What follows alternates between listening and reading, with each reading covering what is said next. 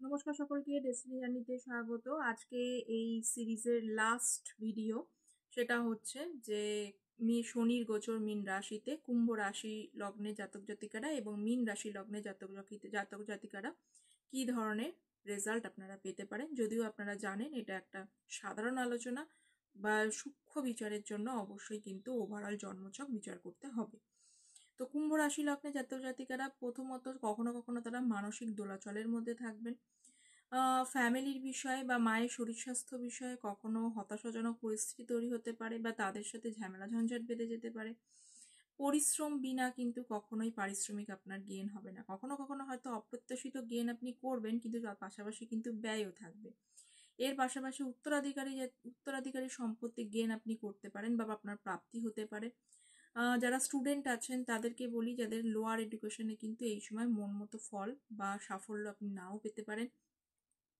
এছাড়া হচ্ছে যে যারা অকাল্টের সাথে যুক্ত আছেন বা অকাল্ট সায়েন্স চর্চা করতে চাইছিলেন, এই সময় তাদের কিন্তু সুবর্ণ সুযোগ, তারা রিসার্চের দিকে আরও বেশি মনোনিবেশ বাড়বে বা আপনারা যারা যুক্ত আছেন তাদের জন্য কিন্তু ভালো, আরও আপনারা এগিয়ে যেতে পারবেন, নতুনত্ব অনেক কিছু জানতে পারবেন।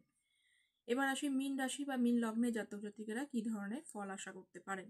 এই গোচর আপনাদের ধরনের কি পরিবর্তন আনছে। প্রথমত হচ্ছে মীন লগ্নের ওপর দিয়ে স্যাটার্ন পাস করছে, মানে শনি পাস করছে। আর মীন রাশির ক্ষেত্রে 7.5 কিন্তু সেকেন্ড ফেজ।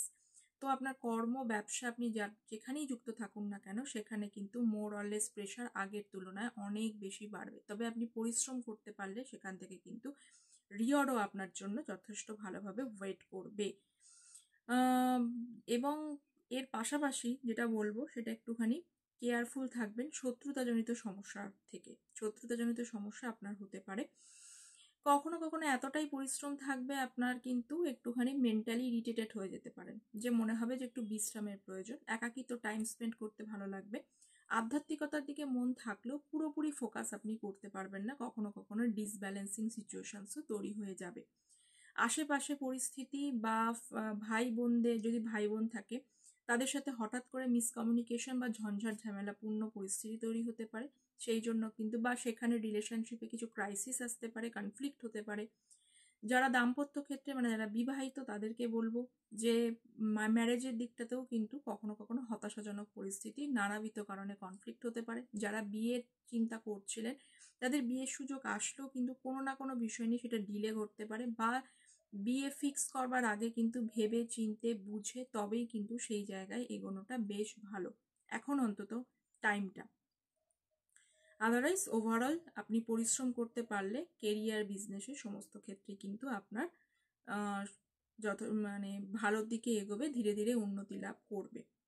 ঠিক আছে, তো এই তো ছিল ওভারঅল আলোচনা, যে আমি সমস্তটাই ভালো করে একদম মেষ থেকে মিন পর্যন্ত আলোচনা করেছি। যারা দেখতে চাইছেন আগের ভিডিওগুলো দেখতে পারেন।